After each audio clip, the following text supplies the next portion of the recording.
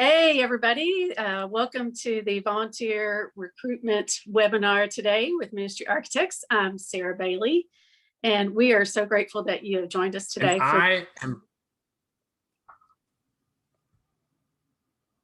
So we're going to dive in, but before we get started, we're going to do a quick poll, and that's going to pop up on your screen. We'd love for you guys to answer that question. And why you guys are doing that, Bryant is going to introduce himself.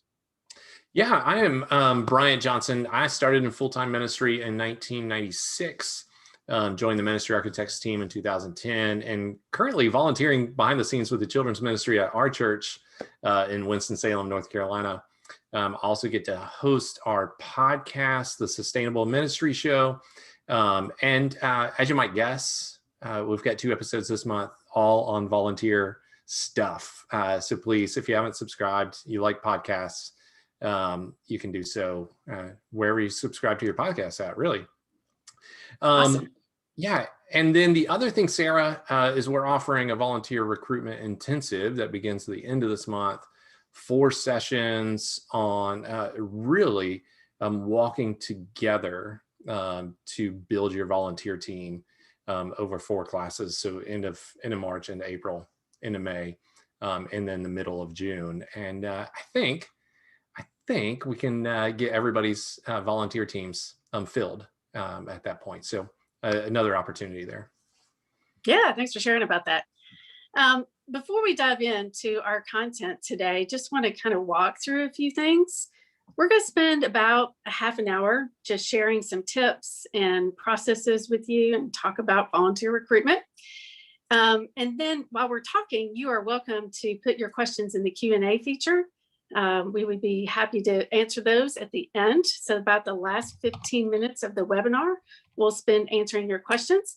We do have some that were submitted in advance as well, and we'll tackle those too. So be sure and put your questions in the Q&A. And then if you need any help with technology while you're on this webinar, Sean is in the background with us today, and he'll be happy to help you. Just drop a note in the chat feature, and he'll help you out. And then finally, there is going to be a recording of this webinar. And for those who registered, they'll get an email tomorrow with a link to the recording. And this is great because you can share it with your other volunteers. You can share it with staff, whoever in the church leadership. It'll be a great tool to use for the rest of your staff at the church. So, but I think the biggest news is that we are giving away a free registration to that volunteer recruitment intensive that Bryant was talking about. Super excited. This will be all paid, all expenses paid for whoever wins. And we'll do a random drawing, and we'll do that towards the end of the webinar. So stick around. We want to make sure folks stay on and hear who wins, and then we'll pass it on along. So Sean's going to share with us what the results are of our poll.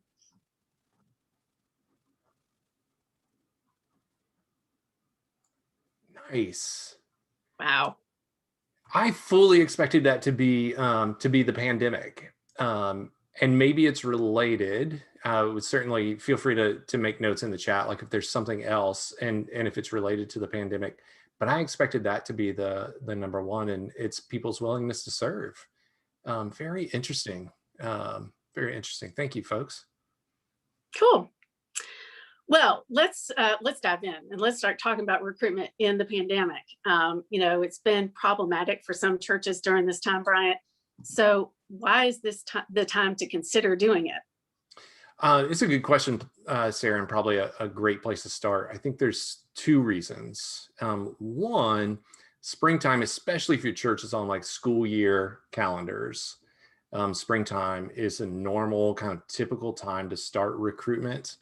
And I'm not sure this year's much different as a result of the pandemic. But the pandemic has also created new challenges for churches. Frankly, right? Like we don't always know what we're doing next week. And when we think we do, we've been in a rhythm of that changing suddenly again, much less knowing what we're going to do next month or 6 months from now. But even in the middle of that, we want to be clear about volunteer opportunities Even though we know those things are probably going to change by the time they happen. We still want to be clear about the opportunities. So the question really becomes, how do we recruit volunteers for our ministries that we know are going to be moving targets? Yeah, And I hope we can point people in alone. the right direction. Yeah, that alone is a challenge. But now that we've polled everybody, Bryant, what do you think are the biggest hurdles to volunteer recruitment? I think there are 5 myths around volunteer recruitment that we tend to just kind of live into. In my experience this year has been that churches are still living in these myths in the middle of the pandemic, and some more so. So I feel like that's a place to start, is like, let's name those. Let's be reminded of the message that each of those send. And then we can talk about the pandemic in addition to that. So I think folks can see the slides here.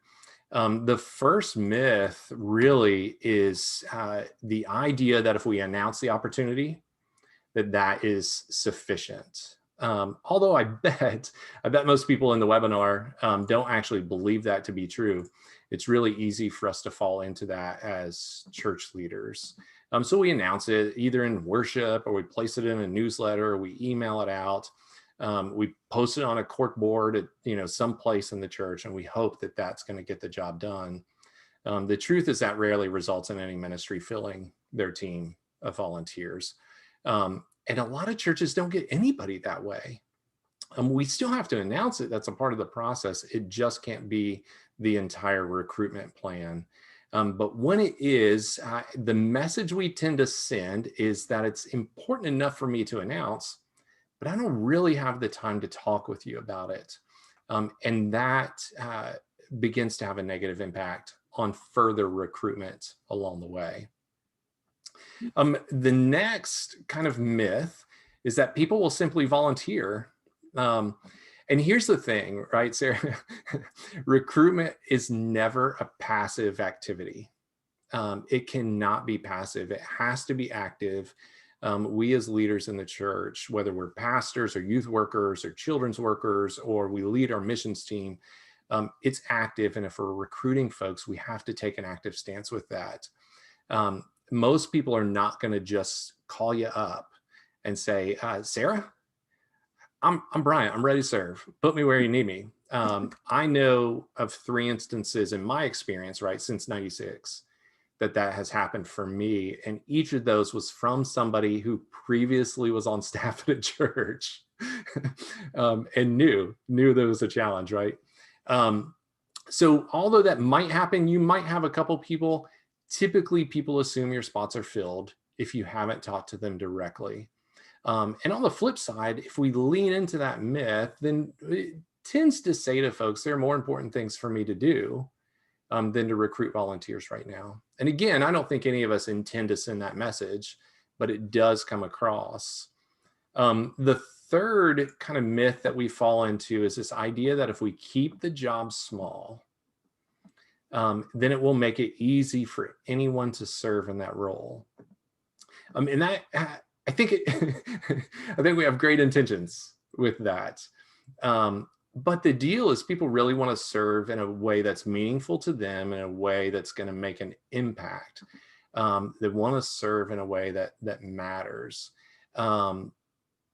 Their time is precious, right? And so as silly as it sounds, if it's a job like a Labradoodle could do, it becomes really hard to fill, right? Someone else can do that. I don't have time for that. I need to do something that's important and meaningful. And so I think we've got to be cautious of that. And the opposite is true, right? When we lean into that, we keep the job small, we keep it just like bare minimum. Maybe we don't have a job description at all. We're sending the message that it's not meaningful work. So we have to be careful with that. The fourth is that if you just show up, I used to be extremely guilty of this, honestly. If you just show up, you'll figure it out. Like, just come hang out with our kids. Just come hang out with our teenagers. Again, I think we've got good intentions of that, of like trying to make it easy and grease the wheels for people to serve. But the challenge is most people aren't going to figure it out. Most people aren't going to know that you want your team to help pick up the trash as they're leaving, to model it for the kids to pick up their trash, unless it's been stated. So we have to be careful with that.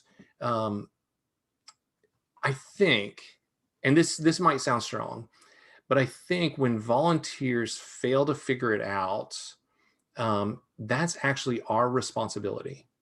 I think we're the ones responsible when our volunteers fail. God is calling God's people to serve. And part of our role as leaders in the church is to help them explore what that means and find the right tools and problem solve how to do that well. And that's a huge one. So this idea that they'll figure it out, I think it probably comes from like the right spirit, but it tends to have a negative impact. And it's this thing of like, I just don't have time or care enough right now to teach you how to do this.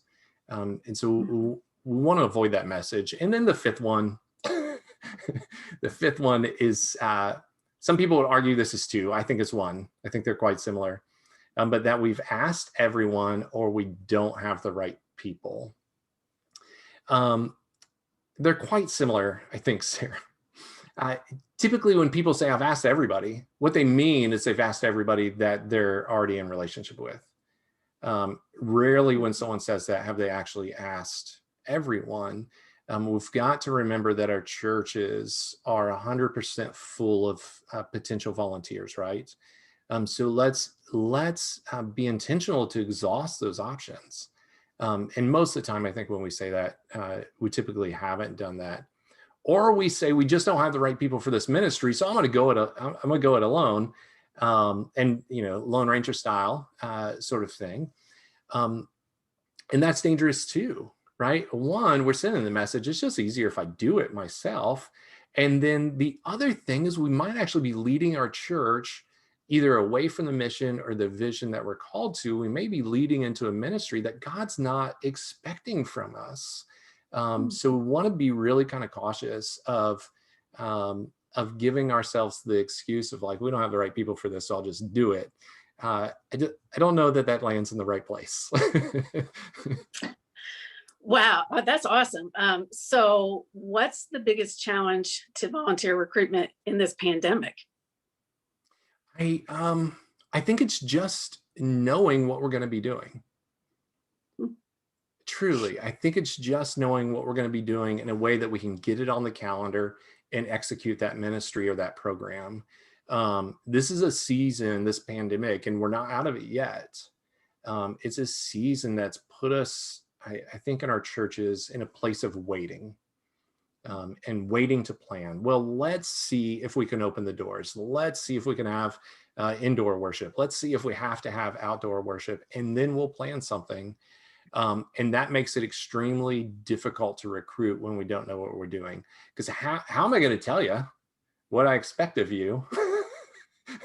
Right. If I don't even know what we're going to be doing. And we've all kind of lived this, right? Our doors are open, our doors are closed. We're socially distant. Now we're outside. We're worshiping from a trapeze, right? Like it's just kind of all over the place. And we're in this waiting game, and that is hard. And I totally get it. We've done it at our church as well. The problem is we don't know when normal's coming. So my encouragement for folks in the webinar is don't wait to plan with the knowledge and wisdom that plan's going to change, and maybe have 2 or 3 plans for how you're going to go forward. When we wait, I think what some churches have experienced, so when we wait to plan, we're finding that our members, the people we love, the people we serve, the people we care about, are exploring other avenues, other churches, other places to be filled and to contribute as a result of that. So really, I think it's this stance that has put us in a waiting game for planning. I think that's the biggest challenge right now. So what kind of conversations, or what do these conversations look like when you're talking to folks? Yeah, because it totally changes the conversation, Sarah. Yeah. totally changes the recruitment conversation. Um, the churches that have been successful have been open and honest with folks of like we think we're gonna be indoors for a Bible study and it's like 6 or 7 kids. Um, but we know we might actually end up on Zoom. So I think we've got to be open and honest about what we hope for, where it may land, and then asking whoever it is that we're talking with, asking them if they've got interest in that. Like some people will right now will serve in a way where like they can be socially distanced and lead a small group or a Bible study, and they will not lead on Zoom. So I Hmm. think we've got to add that to the recruitment conversation of like, this is what we think is going to happen, but this might happen. So would you be interested in both? Would you be interested in one? Is it something you'd consider at all? If we end up going this way, would you help us beta test or explore like how it went? Because frankly, we don't know. I think that has to come into the conversation of just a little bit of openness and maybe like visibility about the unknown. So we hope to do this. We may end up doing this, and we think you'd be a good fit. So how does that sit with you? Does that make sense? Oh, totally. Totally. So we often hear from churches or people that work at churches that there's no one to recruit because no one has time. So how do you respond to that? Um, and I don't want this to be offensive, but I don't think it's true. I think we hear it. Absolutely, we hear it from people in the church that they don't have time to serve. But we have to remember, like thriving churches are full of busy people who are serving and volunteering. Thriving ministries are full of people who have crazy calendars, just like the rest of us, that have made an intentional decision to serve and volunteer. So I don't think it's that they don't have time. I think they've been burned before. That's my suspicion. Is that what they don't have time for is volunteering for a task that's going to suddenly become bigger or is going to be different than what they said yes to. So maybe an example, and folks, you may have people in your churches that are in this place, right? You may know of who they are. But sometimes let's say like somebody's invited to be a part of a committee, and then suddenly they're the committee chairperson. And it's not just this committee that they're a part of. Now they're leading the committee, they're planning the agendas, and they're going to the church board meeting every month as well, right? Suddenly becomes more. And then the other place is like maybe with a Sunday school teacher, you might have some of these people in your church, right? Like they started serving 30 years ago. And they still teach the second grade Sunday school class. They've never been given the permission to say no. I think that's where people, I think that's what people are scared of saying yes to. And so it's easier for me to say, I just don't have time for that, than to be really to reveal what negative experience I had before, and where that landed. So in most cases, I think people actually have time to serve. They've just generally had a bad experience in the past. But what that means for us is we've got to evaluate how we go about volunteer recruitment and equipping our team. That's what we've got to pay attention to when we're hearing that, because maybe it's true. Maybe that person doesn't have time.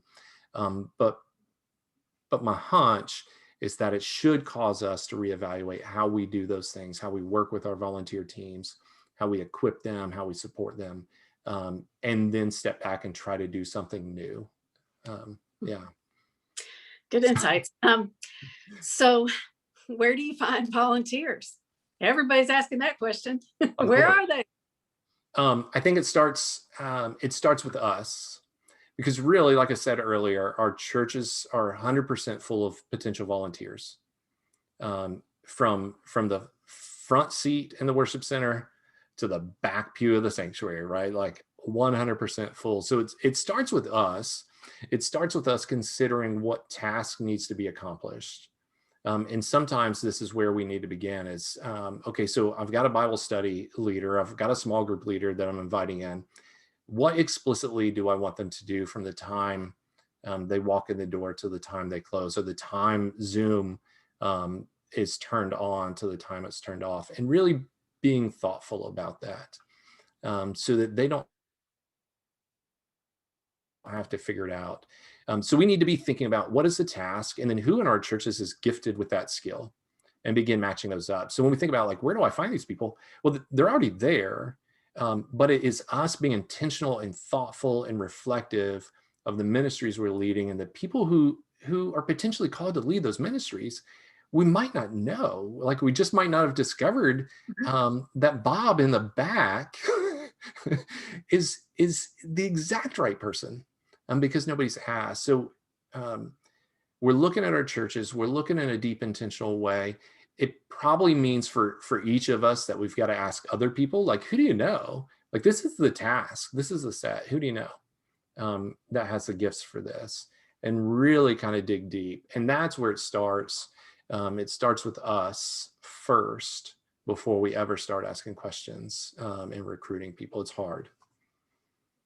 Yeah, it is hard. And that's what I hear a lot from church workers. They're like, I don't have the time to recruit all these volunteers. How do we help them when they've got a full plate?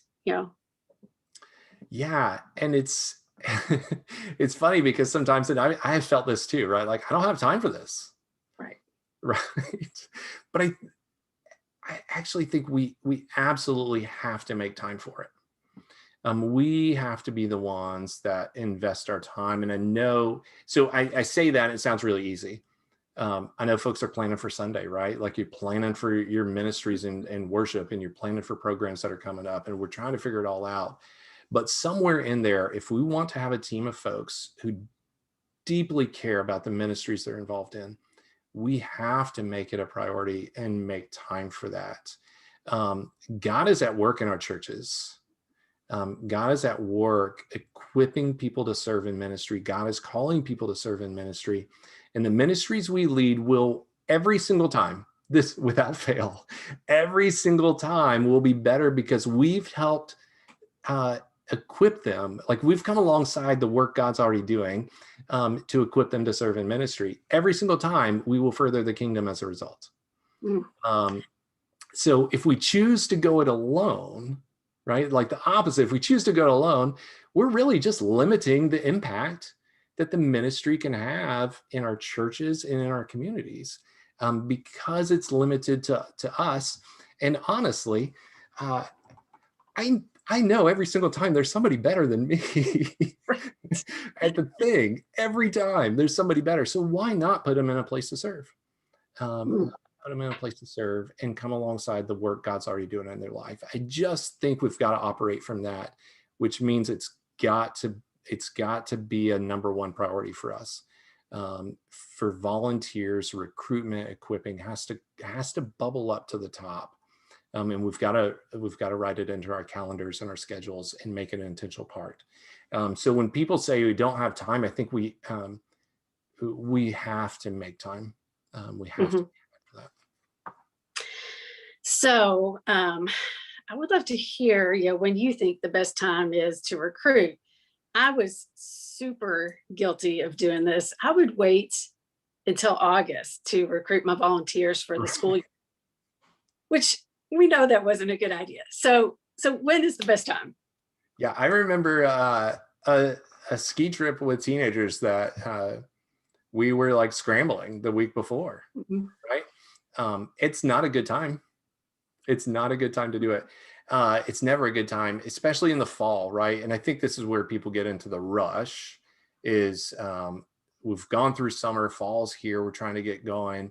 August, parents and families are going on vacation, right? They're doing shopping trips, they're meeting teachers, they're doing all the things before Labor Day happens, right? And church members are doing the same thing because a lot of our churches operate on that calendar. So what ends up happening is one, we're in a scramble. We're in this like last minute rush to get our people together for programs. In my experiences, most people have already said yes to the thing they're going to serve. It might not even be in the church, right? They're going to coach a little league team. They're going to be involved in scouting. They're going to be involved in other ministries. But usually by the time school's kicking off, people know the places that they're serving. So we've got to get ahead of that in the church, not just so our ministries are filled, but so we give people the time and the opportunity to say yes to the thing they really feel called to. And it might be your ministry instead of Little League. Both of those are important. So like with the school year schedule, I think we're starting in January and February of the previous year to really be successful and fill the team. If your church is on a different calendar, then we just think 6 months out. 6 months out before that calendar rhythm starts, we need to begin working a recruitment process. Very cool. So January, what happens after January? I mean, is there more that follows that? Well, since you've asked, let me just show you what I think is a really successful process. And one at Ministry Architects, we really encourage people to lean into. And the idea is this, that in January, you're evaluating your needs. Okay, like how many small group leaders, how many Sunday school teachers, how many Bible study folks. And this is not a process that works with like children's ministry or just youth ministry. It really works church-wide. So if you're working with young adults, you're leading a missions team, you're a pastor that's building some committees that are responsible for ministries, the same flow works. So we're evaluating needs. How many people do I need where? And then we're building a fishing pond. And this is just a list of people, about 3 times the size of the number you need. So if you need 10, you want this list to be 30. If you need 20, you want the list to be 60. It's just everybody who you would call, who you would ask. So that's happening around January. February, maybe month 2, if you want to call it that. We're reviewing and creating job descriptions. So if you don't have a job description, just think of the ministry, this volunteer opportunity, and list out every single task that you would want somebody in that position to do. That's your job description. There can be more to it, but I think it's that simple of like, let's write down and document everything we want. So we'll get that done in February. We'll review last year's and then begin moving forward. So then in March, we start recruiting current volunteers. And Sara, I don't know about you, and I wonder for folks on the webinar, but I like to think that everybody's a no at the end of the school year. Like, schools end, programs have stopped. Everybody's a no until I've asked them again. So around March, we're talking to our current team and just saying, hey, we're going to do this again next year. You've been fantastic. Would you consider doing another school year, right? Like, would you consider doing this again? And we give them some time to answer. And then it's on us to follow up, right? To call again and say, okay, you've had a couple weeks. What do you think? Are you ready to jump in again? And once you've gotten responses from those folks, then in April, you begin recruiting new people from your fishing pond. So you still need 10 more small group leaders, or you need 5 others on this committee, or whatever it is. In April, you're calling new folks. And the conversation is similar, right? But we're just asking them, would they consider it? Like, is this something you would consider? I think where we often fail is we expect people to make a commitment on the first ask. And I would say no to that. Like, I need time, and I think other people do too. So we're just asking, would you consider? And then it's on us to mark that, to put it on our calendars, put it in our schedule to follow up and call those people again. And then in May, we just continue calling, really, right? Like that 5th month, you're just working the phones and calling and calling and calling and calling until you're done. And if you do this, you see what happens in June. We're done. Yeah. And so it's a time-consuming process in that sense, but it's intentional, it's thoughtful. It forces us to reflect like on the the ministries that we're doing, the things we're asking people to do, and the people who God has gifted with those skills, right? So it really becomes an intentional thing that in 6 months you can be done. And I think it also helps us as church staff to just live into our roles, our ministries, where volunteers are an ongoing part of what we do. It just begins to pave the way for that to be a big priority for the ministry. So, wow, that's a lot to invest in a process. Does it really work? It I mean, does. seriously. It does work. And I think we're serious enough about it at Ministry Architects that we'll put money on it, right? Like if you're faithful to the process, you're faithful to creating job descriptions, building your fishing pond, making calls. If you do that and it doesn't work, I think we've always said we'll give you $100, right? Yeah, yeah. And I believe that still stands, right? So there's a video Sean's posted in the link. If you watch the video, Mark goes a little bit deeper into each of those steps, but we're that serious about it. So really, like, what do you got to lose, right? Like you're either getting $100 or you got all your volunteers. Right. My hunch is you're going to get all your volunteers.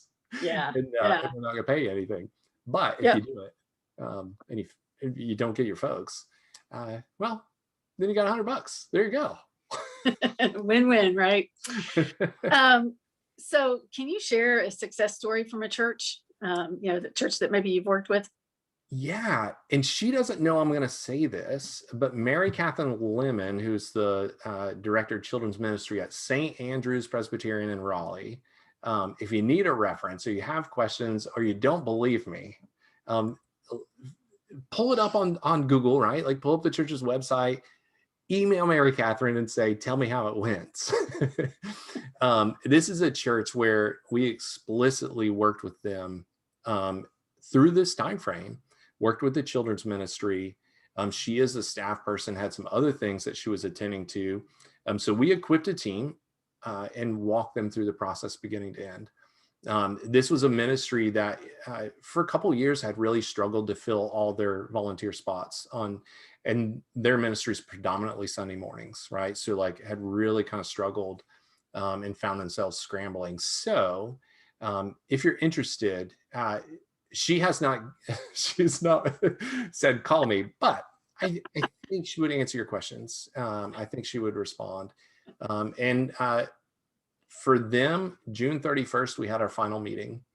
And that meeting lasted for about 20 minutes. And all we did was celebrate that all the spots were filled.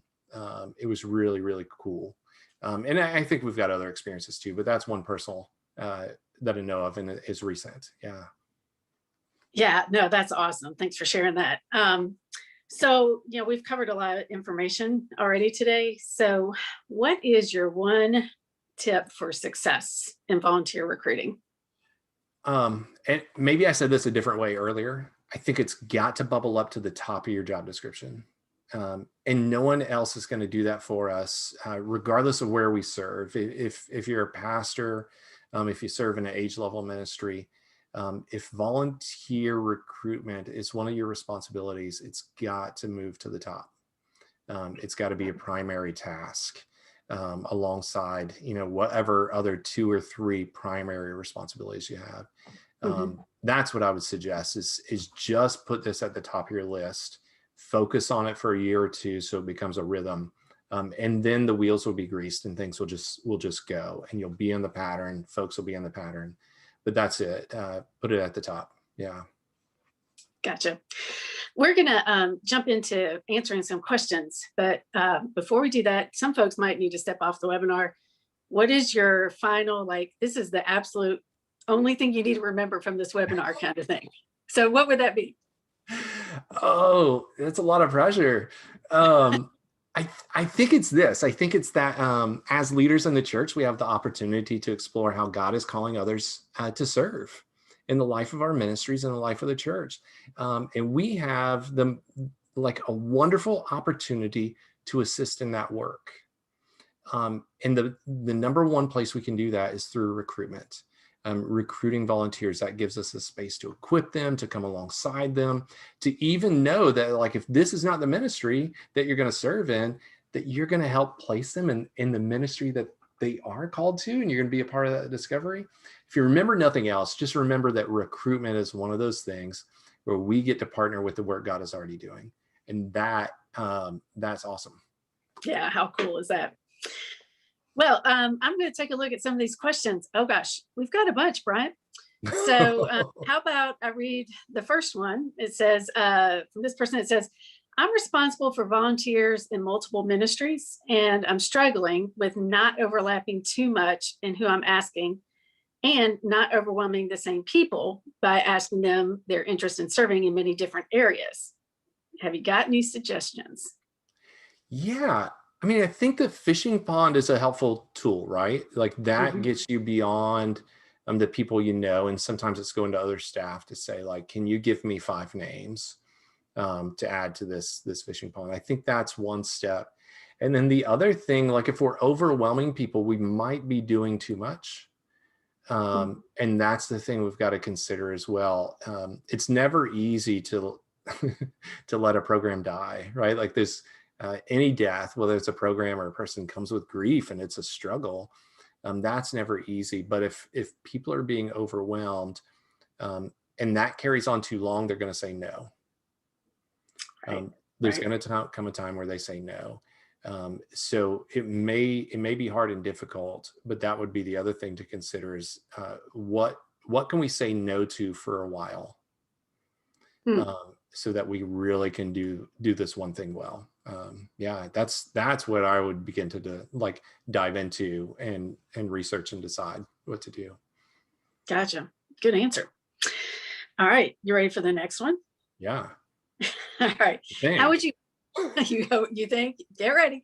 How would you overcome volunteer uncertainty due to COVID, especially when families are coming back faster than the volunteers are? Oh, interesting. Yeah. I mean, in light of that piece, it may be putting some things on hold for a little bit, right? Because we've got to have the people to serve. It's got to be there. And then, I mean, uncertainty with COVID, it may mean that we also are looking for multiple teams of folks. And so that's increasing the number of volunteers you need. I don't know that that's an easy solution either. But I'm not sure what the other options are there, other than having a group that's like a group of volunteers that are your face-to-face folks, a group that's your socially distant folks, and a group that might be your remote folks, your like Zoom team, Right. That's the only thing. And then the other thing is, if you just don't have the volunteers, it's hard to run a ministry without scrambling. So maybe it's just we're going to launch this thing in 3 more months or 4 more months, whatever the time frame is. That's a great question. I don't know who asked it, but I would love to know like how that gets resolved. Let us know. Yeah. Yeah, no, that is a good question. We got a few more. Xavier, he's asking, what does a good onboarding process look like?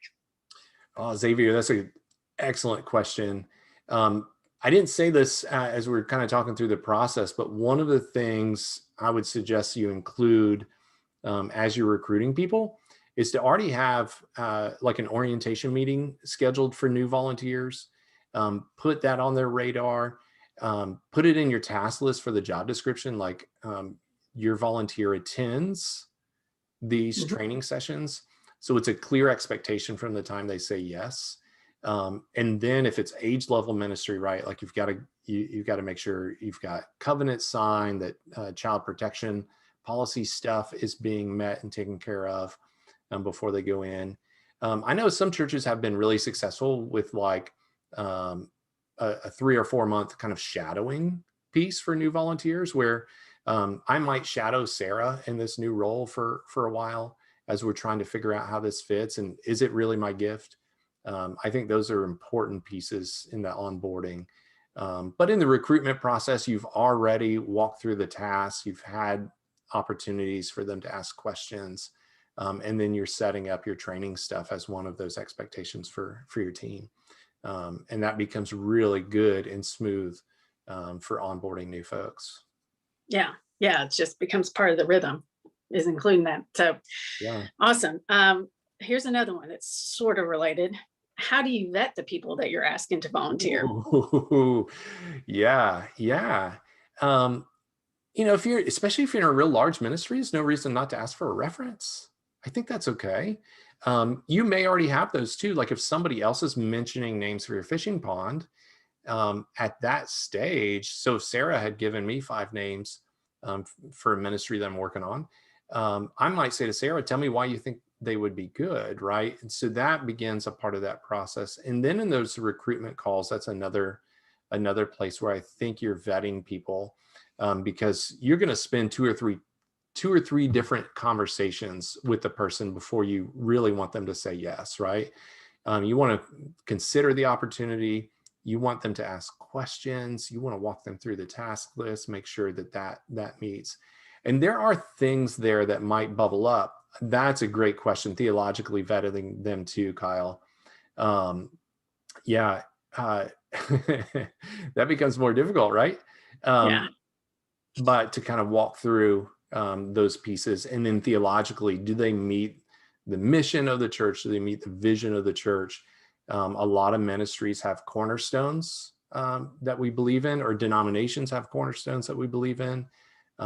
It's okay to ask those questions. Like, where do you stand on this? Because as a ministry, this is how we go.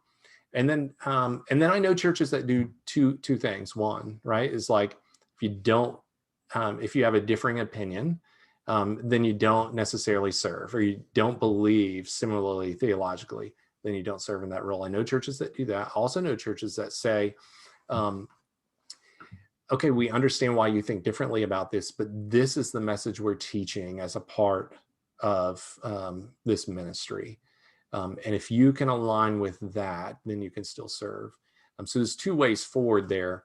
But again, I think you're asking the questions during the conversation that would help determine whether they're aligned with your ministry theologically, whether they're aligned or task-oriented to the thing Yeah. you're asking them to do. Those are really good questions. Yeah. And we have like a gajillion more. Sean keeps popping them in here. And I'm like, oh my goodness. So, but I think we only have time for about one more. So I've heard this shared before. Adam asked, how do you navigate those who say, I've served my time, go get somebody who's younger than me to do it and who hasn't served yet? It totally happens all the time. Parents, All the time. grow up and they, exit, their kids are out of the house. They're like, I'm done. Yeah. It's a cultural shift. I do, not every time, right? But sometimes it's parents who are like expected to serve when their kids were in kindergarten and first grade and second grade.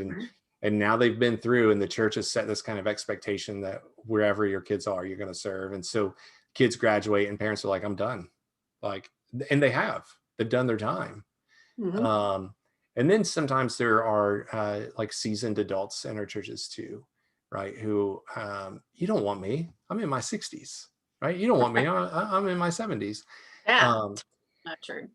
But it begins to speak, I think, to a cultural shift that has to take place, and should cause us to evaluate how we've been doing volunteer recruitment, what expectations we've been setting for volunteers in the long term, not the immediate, because that begins to speak to the culture of the church. And culture, Barna a couple of years ago had a study about culture saying culture takes 3 to 5 years to shift in our churches.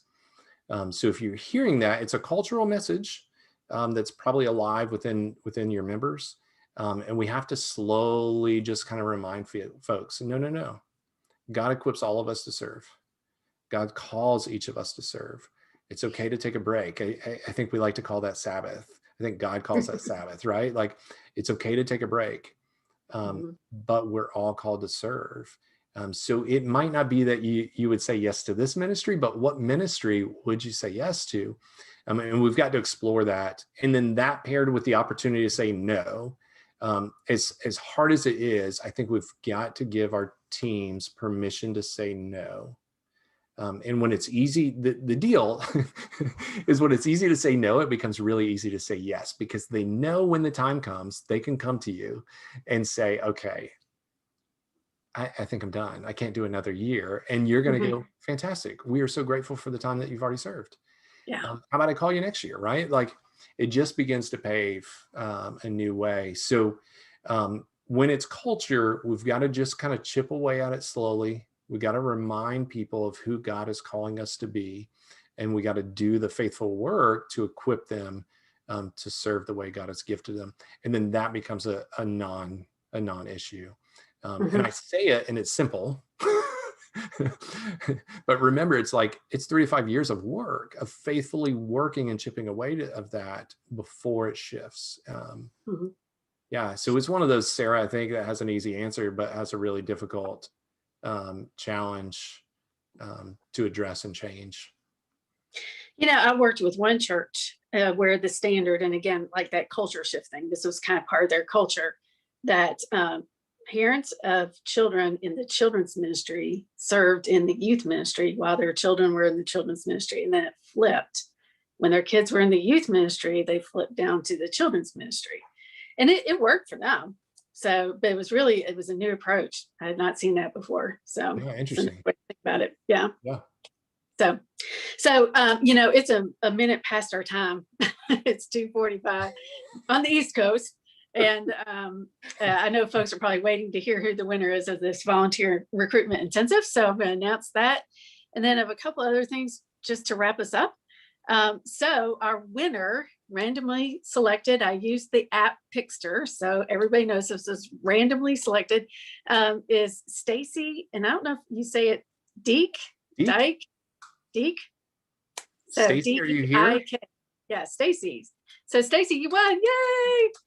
We're so excited for you. So as we wrap up, though, let me cover a few things. We do have some other resources, and there's one that, there's two that I really have to mention. One is Renee Wilson's blog about how to fire a volunteer. Check it out. It was great. The other one is one of our teammates, Rob Dyer, who's a lead pastor. He has helped create this thing called the Volunteer Accelerator. And according to Robin, I would add to this, it is a game changer. It will increase your volunteer fishing pond while matching people in your church with roles that are right for them. So if you want to be part of test driving this volunteer accelerator, email Jeff Dunrankin. Sean will put his email in the chat feature and let him know, and he'll let you go through a free demonstration and try it out. So it's really cool. I think it's going to make a big difference. And then finally, just thank you to everybody who showed up today. And for those who are not able to join us but still registered, we appreciate you guys doing that. Sign up for that volunteer recruitment intensive. That will just help you go much more deeply into your own particular unique situation at your church in terms of volunteer recruitment. There are more resources at ministryarchitects.com, so check us out there. And then finally, you're going to get an email tomorrow with a recording to this webinar. Share it with other folks. I'm happy to do that. So, Bryant, anything else you want to say? No, guys, folks, ladies, just keep being faithful to the work that you're doing, faithful to your volunteer teams, and go after it. Don't take no for an answer, right? Don't take the first no for the answer. Right. Just keep going. Yeah, totally. Totally. Yeah. Thank you for spending some time with us. Yeah, we appreciate y'all. Have a good rest of your day. Thanks.